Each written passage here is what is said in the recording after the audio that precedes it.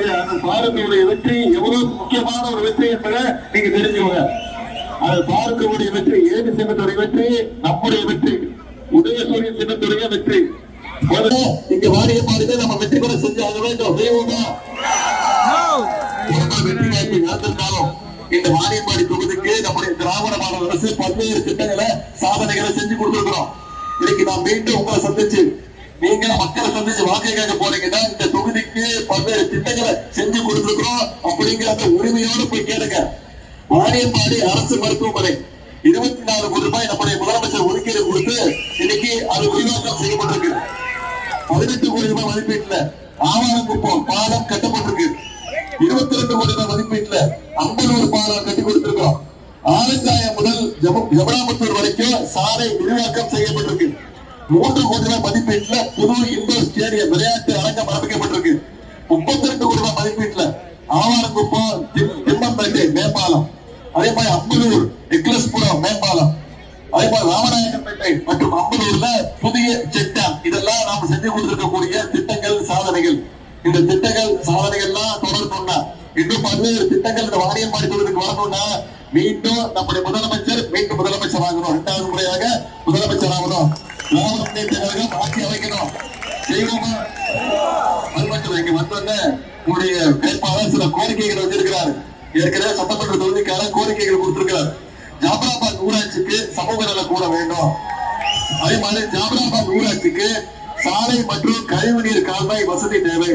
ஆலங்காயத்துல சமூக நல கூடம் அமைக்க வேண்டும். கீழ்பள்ளத்தூர்ல பாலாறுல பாலம் அமைக்க வேண்டும்.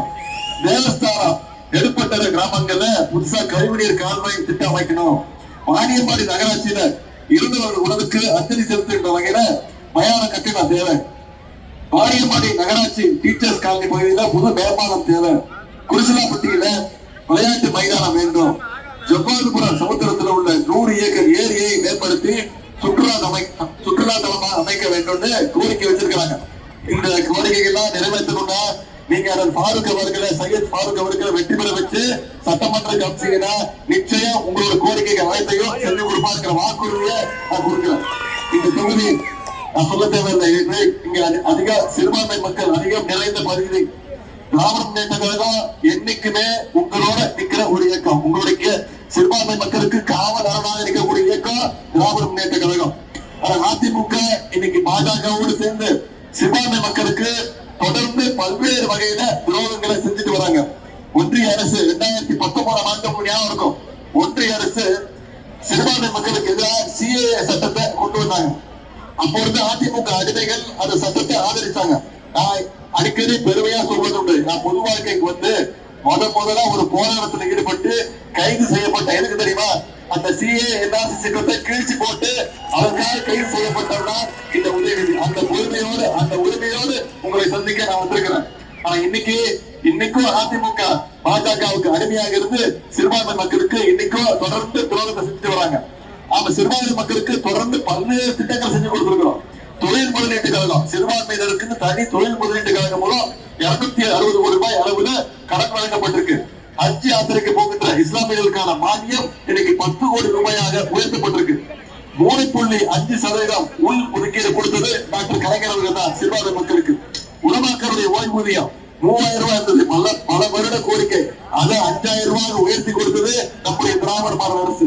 அதேபோல் 40 கோடி ரூபாய் மதிப்பீட்டுல ஆட்சி விருது இன்னைக்கு சென்னையில நம்முடைய முதலமைச்சர் 5 மாதங்களுக்கு முன்பு அடிக்கல் நாட்டினார். மீண்டும் நம்முடைய திராவிட மாடல் ஆட்சி அமைஞ்சோன்னு நம்முடைய முதலமைச்சரே அதை போய் திறப்பார்.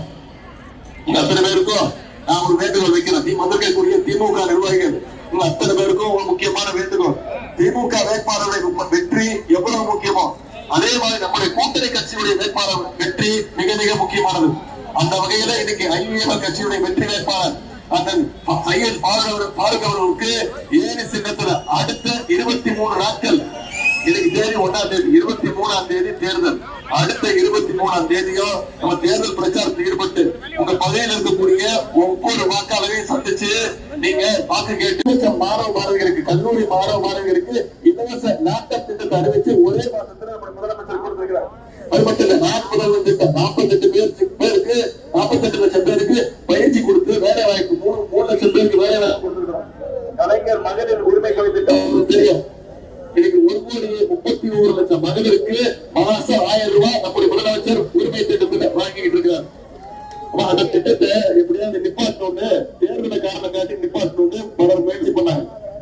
நீதிமன்றத்துக்கு போயிருக்காங்க. யாருக்கு பார்த்து முயற்சி பண்ணாங்க? அதிமுகவும் பாஜகவும் எப்படியாவது திட்டத்தை நிப்பாட்டணும் முயற்சி பண்ணாங்க. நம்முடைய தலைவர் என்ன சட்டம் பண்ணாரு? 3 மாசம் சேர்த்து 3000, கோடைக்கால சிறப்பு 2000, போன மாசம் 5000 ரூபாய் நம்முடைய தலைவர் 1,37,00,000 மகளிருக்கு 1,31,00,000 குடும்பங்களுக்கு நம்முடைய தலைவர் கொடுத்தார். அது மட்டும் இல்ல, வாக்குறுதி கொடுத்திருக்கிறோம். மீண்டும் திராவிட மாடல் 2.2 ஆட்சி அமைஞ்ச உடனே மகளிர் உரிமை தொகை 1000 ரூபாயில இருந்து 2000 ரூபாய் உயர்த்தி தரப்படும் அப்படிங்கிற வாக்குறுதி கொடுத்திருக்கிறோம். காலை உணவு திட்டம் 5ஆம் வகுப்பிலிருந்து 8ஆம் வகுப்பு வரைக்கும் விரிவுபடுத்தப்படும் சொல்லியிருக்கிறோம். புதுமை பெண் திட்டம், தமிழ்ப்புலம் திட்டம், கல்வி ஊக்கத்தொகை மாசம் 1000 ரூபாயிலிருந்து 1500 உயர்த்தப்படும் சொல்லியிருக்கிறோம். ஊழியத்தில் முதியோர் உதவி தொகை இப்ப 1200 ரூபாய் கொடுத்துட்டு இருக்கோம். மீண்டும் ஆட்சி அமைஞ்சு அதை அதிகப்படுத்தி 2000 ரூபாய் கொடுப்போம்னு வாக்குறுதி கொடுத்திருக்கிறோம். 50 லட்சம் இளைஞர்களுக்கு புதுசா வேலை வாய்ப்பு திட்டம் உருவாக்கப்படும் வாக்குறுதி. 35 லட்சம் மாணவ மாணவியருக்கு அடுத்த 5 வருஷம் 35 லட்சம் மாணவ மாணவியருக்கு அனைவருக்கும் லேப்டாப் கொடுக்கப்படும். அனைத்து மாணவர்களுக்கும் கல்லூரி மாணவர்களுக்கும் லேப்டாப் கொடுக்கப்படும் வாக்குறுதி கொடுத்திருக்கிறோம்.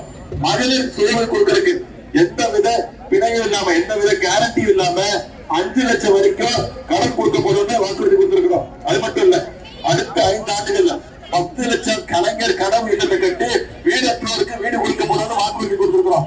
இது எல்லாத்தை விட மிக மிக முக்கியமான வாக்குறுதி உங்களுக்கு ஏற்கனவே தெரிஞ்சிருக்கும், மகளிருக்கு நிச்சயம் தெரிஞ்சிருக்கும். அதுதான் இல்லத்தரசி கூப்பன். 8000 ரூபாய் மதிப்புள்ள ஒரு கூப்பன் ஆட்சி அமைச்சர்ல அனைத்து மகளிருக்கும் நம்முடைய முதலமைச்சர் கொடுத்துருவாங்க. 8000 ரூபாய் மதிப்புள்ள ஒரு கூப்பன். அந்த கூப்பனை வச்சுக்கிட்டு உங்க வீட்டுக்கு தேவையான மின்சாதன வசதி, எலக்ட்ரானிக்ஸ் எதுவா இருந்தாலும் உங்க இஷ்டம், நீங்களே போய் வாங்கிக்கலாம். அது டிவியா இருக்கலாம், ஃப்ரிட்ஜா இருக்கலாம், வாஷிங் மிஷினா இருக்கலாம், கிரைண்டரா இருக்கலாம், மிக்சியா இருக்கலாம், எதுவா இருந்தாலும் அது மகளிருடைய இஷ்டம். இந்த திட்டங்கள்லாம் நிறைவேற்றணும்னா வருகின்ற 23ஆம் தேதி வாக்குச்சாவடிக்கு போய் நீங்க ஏனி சின்னத்துல வாக்களிச்சு அண்ணன் ஃபாரூக் அவர்களை மிக பெருவாரியான வாக்கு வித்தியாசத்தில் ஜெயிக்க வைக்கிற செய்வீங்களா? ஒரு தலைவர் அடிக்கடி சொல்றாரு, இந்த சட்டமன்ற தேர்தல் சாதாரண சட்டமன்ற தேர்தல் கிடையாது. டெல்லி அணி வெர்சஸ் தமிழ்நாடு அணி தான் இந்த சட்டமன்ற தேர்தல். இந்த சட்டமன்ற தேர்தலில் இந்த போட்டியில டெல்லி அணிய தமிழ்நாடு அணி நாம வீழ்த்தி காட்டணும். மீண்டும் தமிழ்நாடு சங்கி கூட்டத்துடைய அவங்களுடைய கண்ட்ரோலுக்குள்ள போயிடக்கூடாது. நாம சொல்லி ஆகணும், தமிழ்நாடு என்னைக்குமே டெல்லிக்கு அவுட் ஆஃப் கண்ட்ரோல் தான் அப்படிங்கிறத சொல்லி ஆகணும். நம்ம தமிழ்நாட்டுடைய நிதி உரிமை, மாநில உரிமை, மொழி உரிமையை காப்பாற்றணும்னா மீண்டும் திராவிட மாடல் 2.2 ஆட்சி அமைச்சா மட்டும்தான் முடியும். டெல்லி அணின்னு சொல்றதா நிறைய யார் யார் இருக்கா? அமித்ஷா அவர்களும் மோடி அவர்களும் இன்னைக்கு யார் கூட்டணி சேர்த்து வச்சிருக்காங்க? அடிமை கூட்டத்தை சேர்த்து வச்சிருக்காங்க. ஏன்னா புரட்டு அடிமை பார்த்திருப்பீங்களா? புரட்டு அடிமை, புரட்டு பக்தர்கள் பார்த்திருப்போம், புரட்டு தொண்டர்கள் பார்த்திருப்போம். இன்னைக்கு இந்தியாவிலே ஒரு மிகச்சிறந்த நம்பர் 1 புரட்டு அடிமையா திரு எடப்பாடி பழனிசாமி அவர்கள் இருக்கிறார். அவங்களுக்கு எல்லாம் சேர்ந்து சரியான பாடத்தை கற்றுக் கொடுக்கணும்னா வர 23ஆம் தேதி வாக்குச்சாவடிக்கு போய் நம்ம ஒவ்வொருத்தரும் ஏனி சின்னத்துல வாக்களிச்சு, நாம மட்டும் இல்ல நம்முடைய உற்றார் உறவினர்கள், நண்பர்கள் அடுத்த 23 நாட்கள் இந்த பிரச்சாரத்தை மக்கள்கிட்ட கொண்டு போய் சேர்த்து மிகப்பெரிய வெற்றியை நீங்க ஃபாரூக் அவர்களுக்கு ஏனி சின்னத்திற்கு பெற்று தர வேண்டும் என்று உங்களை எல்லாம் அன்போடு கேட்கிறேன், பண்போடு கேட்கிறேன், பாசத்தோடு கேட்கிறேன், உரிமையோடு கேட்கிறேன். உங்கள் வீட்டு பிள்ளையாக இருந்து கேட்கிறேன், தலைவருடைய மகனாக இருந்து கேட்கிறேன். இன்னும் பெருமையா பூரிப்பா சொல்லணும்னா முத்தமிழ் டாக்டர் கலைஞருடைய பேரனாக இருந்து கேட்கிறேன். ஏனி சின்னம் ஒரு அன்புக்கும் வரவேற்புக்கும் நன்றி.